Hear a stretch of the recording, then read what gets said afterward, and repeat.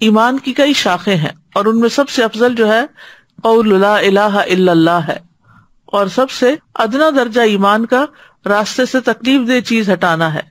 اور حیا بھی ایمان کی ایک شاخ ہے۔ پھر اسی طرح ایمان کے مختلف درجات کے مطابق انسان کے اعمال ہوتے ہیں، اور جس کا ایمان مضبوط ہوتا ہے اس کے عمل بھی بہتر ہوتے ہیں۔ رسول اللہ صلی اللہ علیہ وسلم نے فرمایا طاقتور مومن کمزور مومن سے بہتر ہے، یعنی اس میں جسمانی طاقت کی بات نہیں ہو رہی، وہ بھی شامل ہو سکتی لیٹر آن، لیکن ایمان کی طاقت کی طرف اشارہ ہے، اور اللہ کو زیادہ محبوب ہے، اور ہر ایک میں خیر موجود ہے۔ اسی طرح ایمان کی تجدید نہ کی جاتی رہے تو دل پر سیاہ نقطہ آ جاتا ہے، اور پھر وہ سارا دل سیاہ ہو جاتا ہے، اور انسان کے لیے زندگی میں کوئی رونق نہیں رہتی۔ تو اس لیے بہت ضروری ہے کہ انسان اپنے ایمان کو قوی کرنے کی کوشش کرتا رہے۔ پھر اسی طرح یہ ہے کہ صحابہ ایمان کی کمی کا خوف رکھتے تھے اپنے اندر، کہ کہیں ہمارے کسی عمل سے ہمارا ایمان کم نہ ہو جائے۔ ابن ابی ملیکہ کہتے ہیں کہ میں نبی صلی اللہ علیہ وسلم کے 30 صحابہ سے ملا،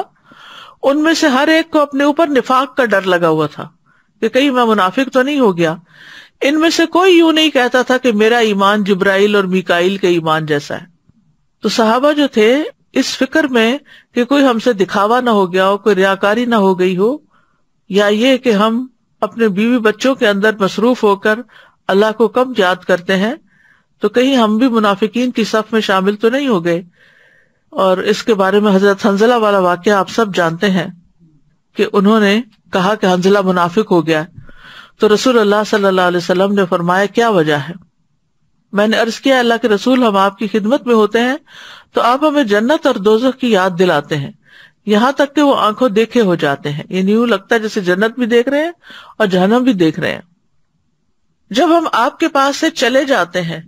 تو ہم اپنی بیویوں اور اولاد اور زمین کے معاملات میں مشغول ہو جانے کی وجہ سے بہت ساری چیزوں کو بھول جاتے ہیں۔ تو رسول اللہ صلی اللہ علیہ وسلم نے فرمایا اس ذات کی قسم جس کے ہاتھ میں میری جان ہے، اگر تم اسی کیفیت پر ہمیشہ رہو جس حالت میں میرے پاس آتے ہو تو فرشتے تمہارے بستروں پر تم سے مصافحہ کرتے ہیں اور تمہارے راستوں میں بھی۔ لیکن اے حنظلہ وقت کی بات ہے، یعنی obviously قرآن پڑھنے پڑھانے والی مجلس میں ایمان زیادہ ہوتا ہے، بڑھتا ہے، اور جب انسان اپنے گھر میں ہوتا ہے بیوی بچوں میں تو کبھی کسی کی طرف سے کوئی بات اچھی نہیں لگتی، کبھی کسی کی کوئی بات چبھ جاتی ہے، انسان بعض اوقات ان کے ساتھ معاملہ کرتے ہوئے اپنی آخرت تک کو بھول جاتا ہے، تو ایسے میں پھر اس کا ایمان کمزور پڑ جاتا ہے۔ تو اس کے لیے بھی یہی ایڈوائس ہے